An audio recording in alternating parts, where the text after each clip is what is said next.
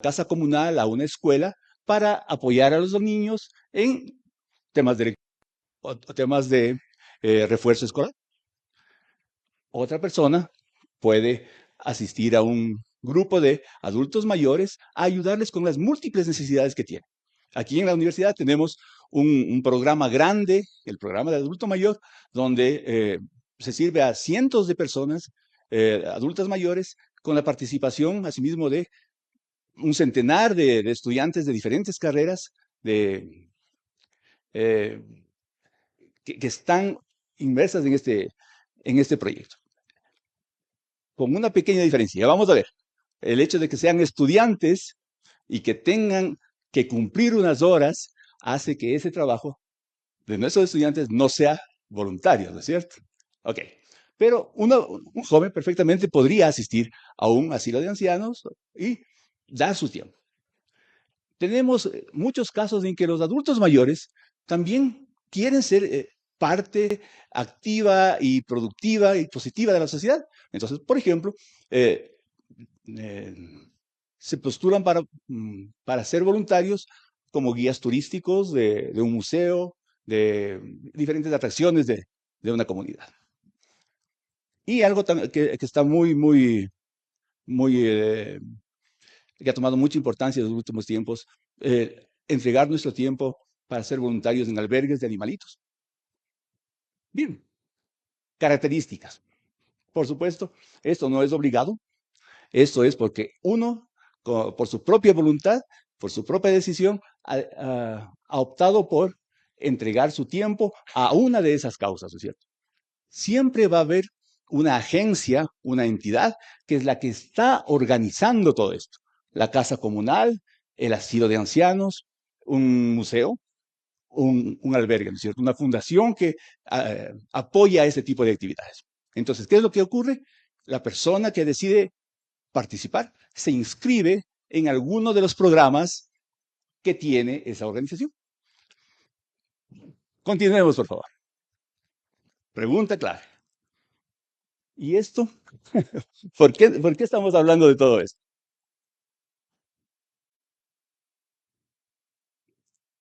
Vamos adelante. ¿Cómo interviene la universidad? O a partir de lo que hemos conversado, ¿cómo se inserta la universidad en el servicio comunitario? Les voy a contar una brevísima historia de una organización en la que tuve la oportunidad de colaborar. Esta organización, una organización pequeñita, trabajaba en proyectos de desarrollo infantil, específicamente en cuestiones de nutrición, estimulación temprana. Y esta organización recibía voluntarios de todas partes del mundo. Por ejemplo, las personas que tenemos mencionadas aquí, Catherine de Francia, Stephanie de Estados Unidos, Julie también de Francia. Eh, recibimos voluntarios de Canadá, recibimos voluntarios de diferentes partes del mundo. Eh, entonces la pregunta es, ¿por qué un joven en la plenitud de su vida decide venir al Ecuador a apoyar en estas actividades pequeñitas de una organización pequeñita en un país pequeñito, ¿no es cierto? Porque reciben crédito académico, reciben reconocimiento académico en sus universidades por el hecho de hacer voluntariado y venir a apoyar en esas causas en cualquier parte del mundo. Seguramente todos ustedes conocen que acá al Ecuador llegan permanentemente miles de voluntarios en diferentes programas que vienen a trabajar con monjitas, con universidades, con escuelas, con municipios. ¿Por qué lo hacen? Por supuesto, por gusto y por convicción, por conocer, etcétera, pero también porque reciben reconocimiento académico. Es decir, en las universidades de Francia o de Estados Unidos o de Australia o de Canadá, en las carreras que están siguiendo estas personas, el hecho de venir y pasar unos cuantos meses y hacer unas actividades en beneficio de personas necesitadas, eso es valorado. ¿Cómo? Eh, como un crédito, como una asignatura, por ejemplo, ¿no es cierto? O como un requisito. Eh, Entonces, ahí es donde empieza a haber esta relación entre el trabajo comunitario, el servicio comunitario y la institución educativa. Vamos adelante. Bueno, entonces, sí, experiencia de trabajar con alguna voluntaria internacional, ya me decía, bueno, no solo son los créditos, sino que es bien visto en Europa. Ujú, Una persona, visto en Europa que una persona tenga experiencia en otro país, ujú, porque al conocer o tener experiencia en país tienes cultura y tienes una visión más amplia, más holística y eso te permite inclusive conseguir un mejor trabajo. ujú, perfecto, sí, absolutamente, muchas gracias. Ajá. ¿Alguien más nos puede contar sus experiencias? ¿Alguien más ha trabajado con voluntarios de otras partes del mundo? Ujú. Pero conocemos, ¿no es cierto? Escuchamos que pasa esto, ¿verdad?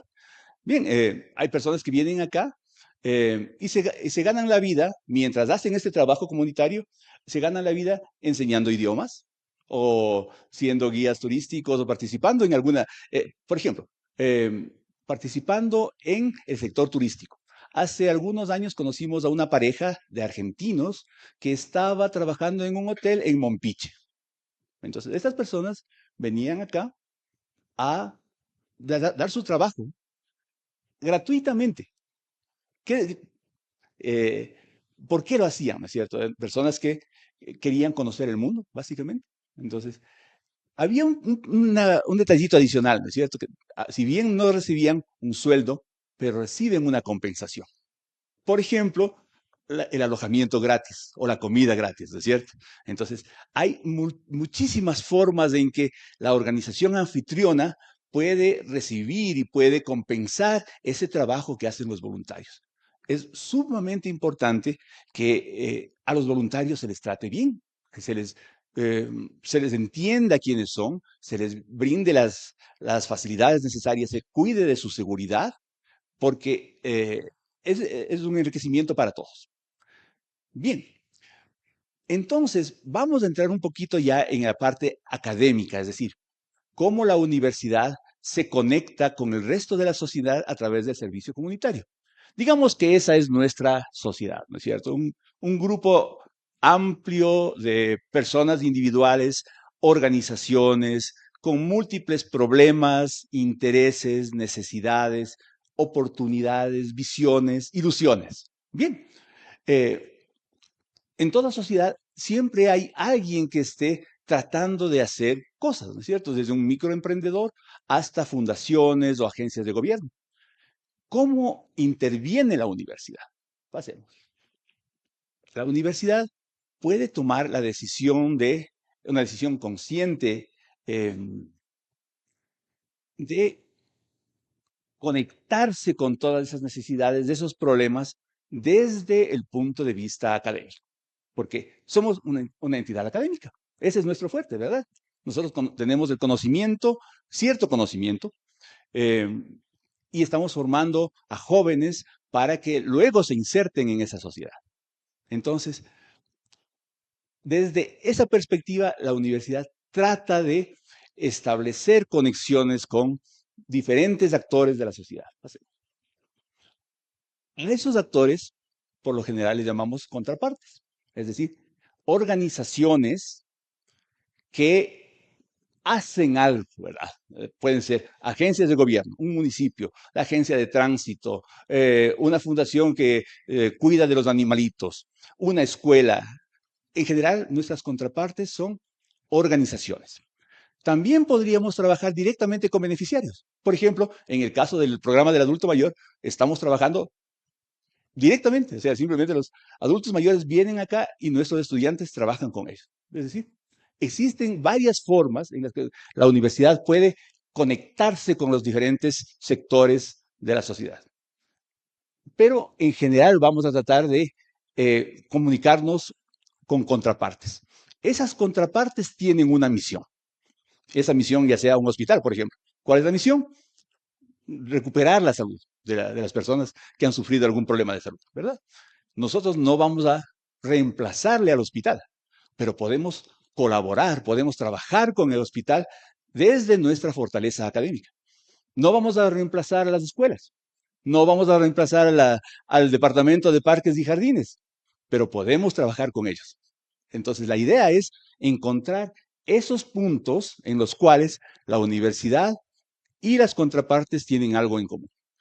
¿Cuál es nuestra principal fortaleza como universidad? El conocimiento, y la dedicación de nuestros docentes y nuestros estudiantes. Entonces, esos recursos son los que principalmente ponemos al alcance de la sociedad a través de las contrapartes. Avancemos. Y para trabajar organizadamente con esas contrapartes, no podemos hacerlo de una manera aleatoria, espontánea, que hoy día se me ocurre hacer una cosa, el día siguiente otra cosa, sino que tenemos que organizar nuestro trabajo. Normalmente, ese trabajo lo organizamos en dos formas, en proyectos o en programas. Y aquí tenemos unas definiciones un poco largas, ¿no?, de lo que es un proyecto de servicio comunitario y un programa. Si le revisamos ahí, un proyecto de servicio comunitario, un conjunto de actividades planificadas para lograr mejoras significativas en una comunidad con la participación de nuestros estudiantes y docentes en un plazo determinado. La definición genérica de un proyecto es exactamente esto, con la particularidad, en el caso de las universidades, de que es fundamental la participación de los docentes y los estudiantes. Y como todo proyecto, buscamos un objetivo, ¿no es cierto? Si queremos construir una casa, el objetivo es la casa construida. Queremos construir un puente, el puente construido. Queremos hacer una recolección de fondos, pues los ingresos que hemos obtenido. Para cada proyecto hay un objetivo. Entonces, nuestros proyectos tienen que tener objetivos. Es decir, no son solamente iniciativas de que hoy quiero hacer algo, sino que necesitamos entender por qué hacemos ese proyecto y qué es lo que vamos a lograr. Eso es fundamental, que en el diseño de nuestros proyectos esté claramente definido qué es lo que queremos lograr. Normalmente, esos objetivos parten de las necesidades de la comunidad. Es decir, ¿quiénes conocen cuáles son sus necesidades? Los mismos miembros de la comunidad, ¿no es cierto? O las contrapartes, las agencias, las entidades que están permanentemente en la comunidad y que están en el día a día. Bien, entonces, un plazo determinado, los proyectos tienen que tener plazo. Por ejemplo, si quiero construir una casa, no puedo decir, ok, hoy levanto una pared. Y otro día, el próximo mes, el próximo año, levanto otra pared y luego le pongo el techo y cosas así. ¿Qué es lo que ocurre generalmente en la forma como construimos cosas, ¿no es cierto? Pero eso no es un proyecto. Un proyecto tiene que estar planificado para alcanzar los objetivos en el plazo esperado. Mientras tanto, los programas son iniciativas de largo plazo. Son iniciativas que buscan atender necesidades permanentes o recurrentes. Permanentes que están todo el tiempo allí, ¿no es cierto? Siempre vamos a necesitar hospitales, siempre vamos a necesitar escuelas, o recurrentes, por ejemplo, eventos o necesidades que ocurren cada cierto tiempo. Por poner un caso, un programa de fumigación. Cuando llega el invierno en la costa, necesitamos salir a fumigar para prevenir las enfermedades que se dan en esas circunstancias, ¿no es cierto? Entonces, sabemos que en ciertas épocas tenemos que hacer una campaña de fumigación, para lo cual existe un programa de fumigaciones. Necesidades permanentes, por ejemplo, el programa de alimentación escolar. Siempre vamos a tener niños en las escuelas, entonces nos aseguramos de satisfacer esa necesidad mediante un programa que entrega alimentación a los niños. Un programa de, qué sé yo, hemos escuchado muchísimo, programas de fortalecimiento, perdón, modernización del Estado. Entonces, ¿qué es lo que busca un gobierno? Dejar atrás las prácticas burocráticas e ineficientes mediante un montón de iniciativas que van a ser cumplidas a lo largo de los próximos 5 años, ¿no es cierto? A eso nos referimos. Iniciativas de largo plazo o iniciativas que van a atender necesidades permanentes de los recurrentes y nos van a permitir cumplir objetivos de largo plazo. Regresemos. Proyectos, plazos definidos, ¿no es cierto? Mientras que los programas pueden extenderse en el tiempo tal vez indefinidamente. Bien, vamos adelante. Vamos a las motivaciones.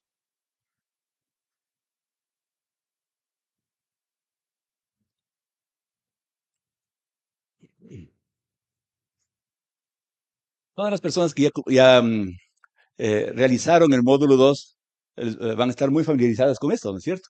¿Qué nomás existe en la legislación ecuatoriana con respecto a los proyectos de servicio comunitario? Qué nos dice que tenemos que hacer? En la Ley Orgánica de Educación Superior, el primer punto, el más importante, es que la vinculación con la sociedad es un criterio para asignar recursos a las universidades públicas. Entonces, ¿qué significa esto? Que el Estado utiliza nuestros resultados de vinculación que nosotros presentamos para determinar si estamos o no estamos haciendo algo bueno por la sociedad. Por ejemplo, el número de proyectos, el número de beneficiarios, el presupuesto que ha destinado a una universidad. Todo eso se toma en cuenta para para calcular cuántos fondos asigna el gobierno a la universidad. Entonces, si no presentamos el informe, si no tenemos suficientes proyectos, si no damos resultados, eso se ve en la cantidad de dinero que entra a la universidad. Primer tema, ¿no es cierto? Segundo, tenemos la obligación, o los estudiantes tienen la obligación, de cumplir unas horas de servicio a la comunidad como requisito para graduarse. Esas horas se conocen como prácticas preprofesionales y pueden ser de dos tipos, ¿no es cierto? Esto está detallado en el reglamento de régimen académico. Esas prácticas preprofesionales pueden ser de tipo laboral o de servicio comunitario. Y hay unas horas por allí que están en el reglamento, ¿no es cierto? Las personas que tenemos que lidiar con este tema todo el tiempo, necesitamos leernos del reglamento de régimen académico y conocerlo muy bien, porque esas horas son diferentes de carrera en carrera. Las carreras de la salud tienen un cierto régimen, las carreras de derecho, por ejemplo, se manejan de otra manera al resto de carreras. Entonces, dependiendo de la carrera en la que estemos, tenemos un cierto número de horas mínimo que nos pone el reglamento de régimen académico con respecto al número de horas de práctica laboral y de práctica de servicio comunitario. Entonces, no tenemos una respuesta única. Siempre nos preguntan, ¿cuántas horas tengo que hacer de servicio comunitario? Pues depende de su carrera. Depende de qué dice el reglamento de régimen académico con respecto a su carrera de veterinaria, a su carrera de ciencias médicas, a su carrera de ingeniería y de cómo esté construida la malla curricular de esa carrera. Porque en la malla curricular puede ser que las personas que la diseñaron hayan puesto el mínimo de horas requerido en el reglamento, pero puede ser que le hayan puesto más. Por ejemplo, existen muchas carreras dentro de la Universidad Central que tienen un requisito de más horas frente al reglamento de régimen académico. Bien, ¿qué más nos dice el reglamento de régimen académico? Que ese servicio comunitario tiene que ser realizado en proyectos o programas, tiene que estar alineado a la carrera, es decir, tiene que aportar al perfil profesional de nuestros estudiantes, tiene que ser realizado con contrapartes externas con la adecuada supervisión. Entonces, todo esto configura lo que tenemos que tener en cuenta para diseñar nuestros proyectos de servicio comunitario. Y finalmente, el modelo de evaluación del CASES incluye el criterio de vinculación con la sociedad y específicamente lo que se evalúa son los programas y proyectos. Por lo tanto, estamos bastante complicados, ¿no es cierto? Sabemos que tenemos unas obligaciones grandes allí que cumplir. Pasemos.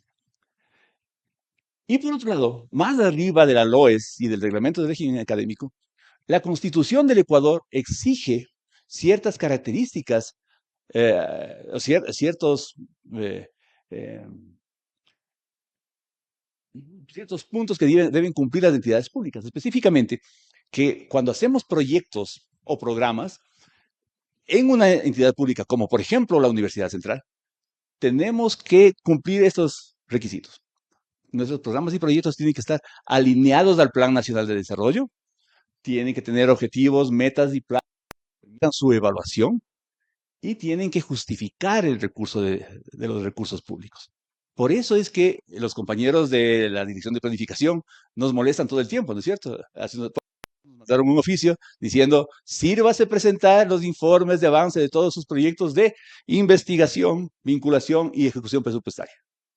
Entonces, es por eso, porque tenemos que cumplir una ley. Y la entidad dentro de la Universidad Central que responde por la universidad ante los organismos de control es justamente la Dirección de Planeamiento. E igualmente, la Dirección de Aseguramiento de la Calidad tiene que entregar información a ciertas instancias para que la universidad siga funcionando. Eso es muy importante. Y por otro lado, toda entidad pública está obligada a presentar su planificación institucional y a entregar reportes periódicos de sus acciones, programas y proyectos. Es decir, ese es el marco en el que nos movemos. Somos una universidad pública, por lo tanto tenemos que cumplir estas obligaciones. Pasemos, por favor. Bueno, pero existe otra razón, un montón de razones por las cuales hacer servicio comunitario nos genera beneficios, tanto a la universidad como a la contraparte. Cuando nos relacionamos entre universidad y contraparte, ambas partes ponemos algo, ¿no es cierto? Ponemos nuestro conocimiento, nuestro tiempo, nuestras instalaciones, eh, eventualmente algo y obtenemos beneficios. Vamos a ver brevemente cuáles son esos beneficios. Pasemos.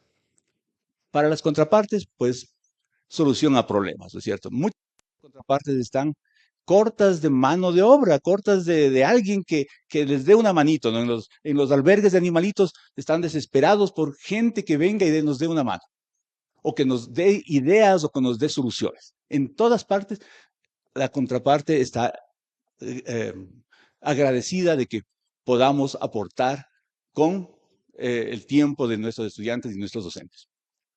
Para el estudiante es recontra enriquecedor, porque vamos a conocer la realidad local, vamos a, no solamente local, sino nacional, global. Vamos a validar nuestros conocimientos, vamos a ver si lo que aprendimos en las aulas realmente se aplica, o hay cosas que aprender más o que ya están obsoletas, ¿no es cierto? Vamos a adquirir nuevos conocimientos y destrezas, vamos a hacer contactos, amigos, y tal vez se abran oportunidades de empleo, que es algo fundamental para nuestra preocupación como docentes de la universidad. Adelante. Para la universidad, el hecho de estar en contacto con la sociedad a través de esta relación nos permite, en primer lugar, garantizar la pertinencia de nuestras actividades. ¿Qué quiere decir esto? Las carreras que estamos ofreciendo son las que necesita la sociedad en el número de graduados que la sociedad necesita. ¿Están aprendiendo lo que la sociedad demanda o no? Eso es pertinencia. Y en base a ese contacto, nosotros podemos hacer ajustes. Podemos regresar de cada uno de nuestros proyectos y eventualmente cada semestre hacer una evaluación y decir, ok, nos están demostrando que estas tecnologías que estamos enseñando, tal vez hay que enseñar más, tal vez hay que ampliar, o tal vez y hay que reducirlas y cambiarlas por otras, ¿no es cierto? Eso es recontra importante para la universidad, estar al día de lo que pasa en la sociedad para que nuestra oferta académica sea pertinente. Y podemos reorientar no solamente la docencia, sino también la investigación. ¿Estamos investigando lo que le preocupa a la sociedad o no? O lo que nos interesa como profesores. O lo que le interesa a la fuente, al donante que nos está financiando un proyecto. Entonces, esa conexión es tremendamente importante. Y para el profesor, por supuesto, es también muy enriquecedor.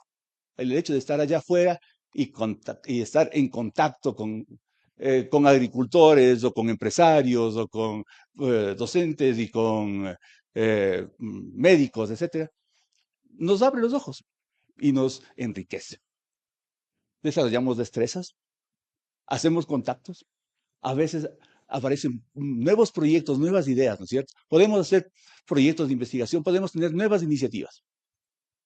Entonces, todo eso es importante que lo recojamos y lo realimentemos a nuestra institución para ir mejorando. Ese es el objetivo grande de la vinculación en el contexto macro que estamos planteando aquí. Pasemos, por favor. En definitiva, hemos dado unas definiciones de lo que son la comunidad, el servicio comunitario, un proyecto y un programa. Hemos visto servicio comunitario desde el no académico como la Minga hasta cosas mucho más profundas desde la universidad, cómo nuestros estudiantes y nuestros docentes participan directamente en esta relación con la comunidad. Y hemos visto cuáles son las principales motivaciones. Seguramente hay otras, pero es básicamente un esquema general que queríamos compartir con ustedes. Las motivaciones, por supuesto, cumplir con la ley, porque somos una universidad pública, un compromiso social, porque estamos convencidos de que esto es bueno para la sociedad en general a la que pertenecemos, y también vamos a obtener beneficios como docentes, beneficios para nuestros estudiantes y para nuestra institución. Bien, eso es lo que queríamos compartir. Les agradezco muchísimo. Por favor, si tienen preguntas, encantado. O comentarios, a la orden. Esperemos que haya estado claro en todo caso. Bien, muchas gracias. Un buen día con todos. Así, por supuesto. Según su experiencia, perdón. Según su experiencia, ¿cuál cree que sea la razón para que todos estos procesos de vinculación no tengan la misma importancia o el mismo peso de lo que sucede, por ejemplo, con investigación y la parte académica?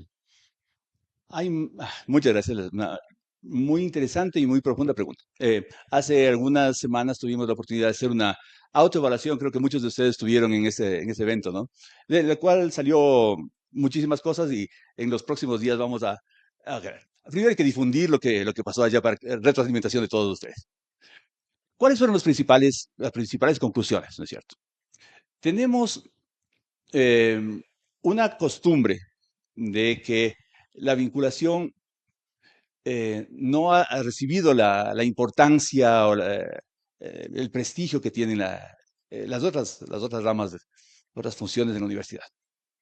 Primero, por falta de conocimiento, porque no entendemos para qué mismo es y para qué sirve. Esa es una cuestión más o menos generalizada y uno de los objetivos de esta escuela es justamente compartir este conocimiento, estas ideas con toda la comunidad universitaria. Cuando todos estemos más enterados de los beneficios que trae la vinculación, pues vamos a trabajar un poquito más con más ánimo. Pero hay aspectos estructurales. Uno de ellos es la rotación de profesores. Es decir, nuestros docentes que están participando en las diferentes áreas de vinculación con la sociedad no están, no permanentes, pero no tienen una constancia de un semestre a otro, sino que son cambiados. Por ejemplo, en investigación se utiliza el concepto de director de un proyecto. El director del proyecto es la persona que es responsable de todo el proyecto, desde la formulación, la presentación, la ejecución, evaluación, etc. Mientras que en vinculación tenemos el concepto de un coordinador o un responsable, ¿no es cierto? Y a ese responsable le vamos rotando. Es decir, esa persona, una persona nueva por lo general, viene y recién tiene que enterarse de qué se trataba el proyecto y claro, le toma tiempo enterarse y no fue la persona que diseñó el proyecto y tiene otras ideas. Entonces, hay ese problema estructural dentro de la universidad. Entonces, estamos proponiendo que en el plan de mejoras justamente se aborden ese tipo de problemas. Tenemos también un aspecto de normativa, es decir, la normativa interna eh, que existe con respecto a la vinculación tiene ventajas y desventajas. Básicamente, la Universidad Central funciona de una manera descentralizada. Es decir, las universidades crean sus propios proyectos, las facultades crean sus propios proyectos de servicio comunitario, sus propias prácticas profesionales, sus propios cursos de educación continua, y ha habido poca coordinación históricamente. Entonces, estamos tratando justamente de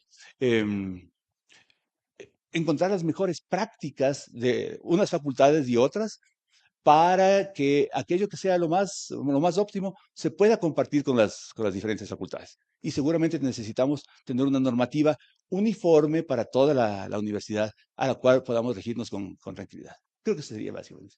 Ujú. Sí, por favor.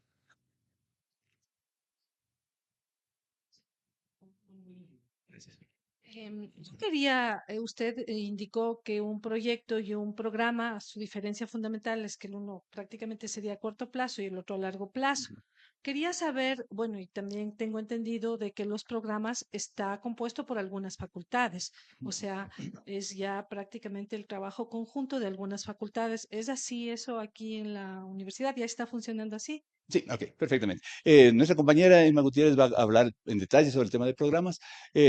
A ver, el hecho de la diferencia fundamental entre proyectos y programas es el tema del plazo, básicamente, ¿no es cierto?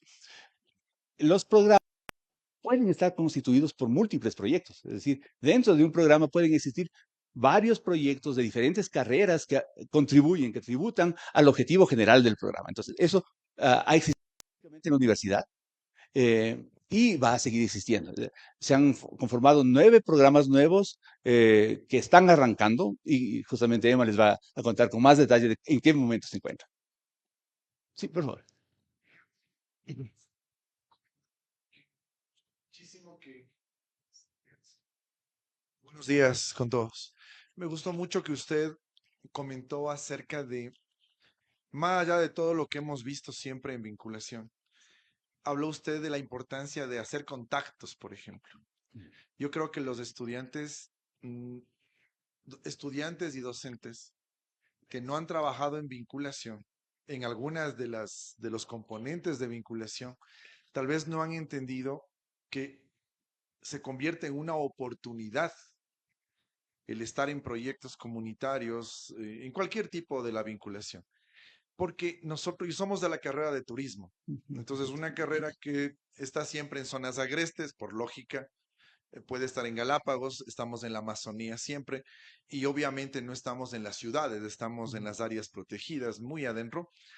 Y debo decirle que la experiencia, yo no soy centralino, pero trabajo aquí algunos años ya, y la experiencia es que estudiantes que han hecho una buena vinculación, luego han hecho su tesis basados en la vinculación y al pasar el tiempo, al graduarse, los gobiernos locales o las comunidades los han contratado. Y yo veo que eso no se habla mucho en la Universidad Central, no se habla mucho, por eso me permito el comentario, porque le he escuchado a usted hablar, algo que no se habla mucho, eso es el capital relacional. Y entonces yo creo que los estudiantes, esta presentación me gustaría mucho para los estudiantes, porque los estudiantes realmente muchas veces entran a vinculación porque no les queda otra. Es un requisito de graduación, están molestos por irse a Cayambe, están molestos por irse a Ascasubi, están molestos por moverse de su zona de confort, que a veces son apenas 30 minutos. Y a veces nosotros, los que a veces venimos de otra formación, digo, ¿y por qué no estamos metidos en el Cuyabeno? ¿Por qué no estamos en Yasuní? Que es mi trabajo, ¿no? Yo trabajo en áreas protegidas, mi área es el turismo, y yo digo, ¿por qué no estamos metidos en lugares lejanos? Y a veces es porque el mismo estudiante no quiere, quisiera vincularse ojalá a media hora de la casa o ojalá en el barrio. O sea, y el docente también, o sea, quiero decir que es un tema, pero cuando nosotros empezamos a ver que la vinculación es una oportunidad de trabajo, usted habló de pertinencia también, es cierto. Yo creo que a veces nos hemos dado cuenta, hablo desde la casa, desde turismo, nos dimos cuenta con la vinculación que a veces ya hay cátedras caducas, que hay que cambiar hoy hacia redes sociales, a que los chicos sepan de fotografía, sepan de manejar drones, por ejemplo. Esa es una ruptura ya de paradigmas.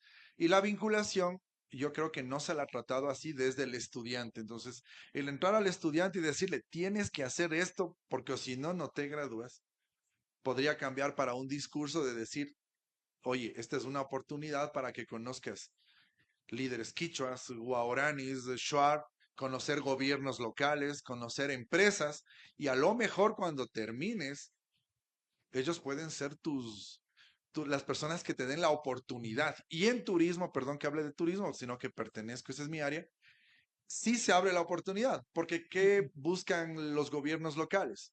Planificadores turísticos. ¿Qué buscan las comunidades indígenas? Guías turísticos o alguien que les diseñe un lodge con características sostenibles. ¿Qué buscan las empresas? Gente que maneje marketing, sistemas turísticos. Y entonces, creo que si nosotros enfocaríamos esta vinculación como oportunidad, sonaría mucho mejor que por obligación. Perfecto. Entonces, por eso comento esto. Muchas gracias. Muchas gracias también. Muy, muy amable de sus palabras. Sí, definitivamente necesitamos renovarnos un poquito, ¿no? Inclusive dentro de la misma vinculación. Gracias. Sí, por favor. Sí.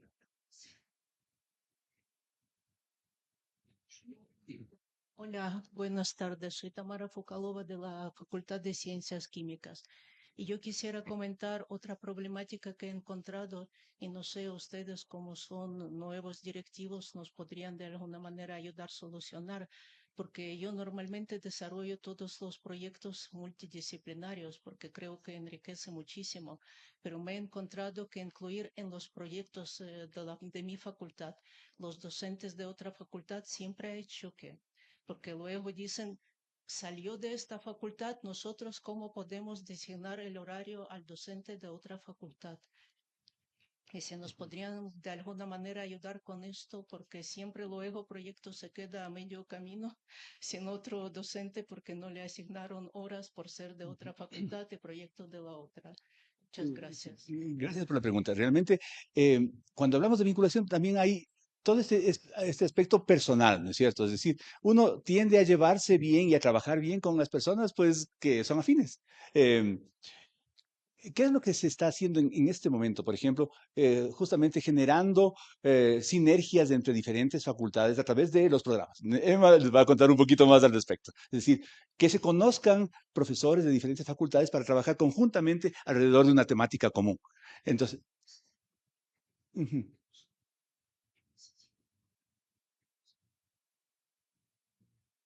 Ujú.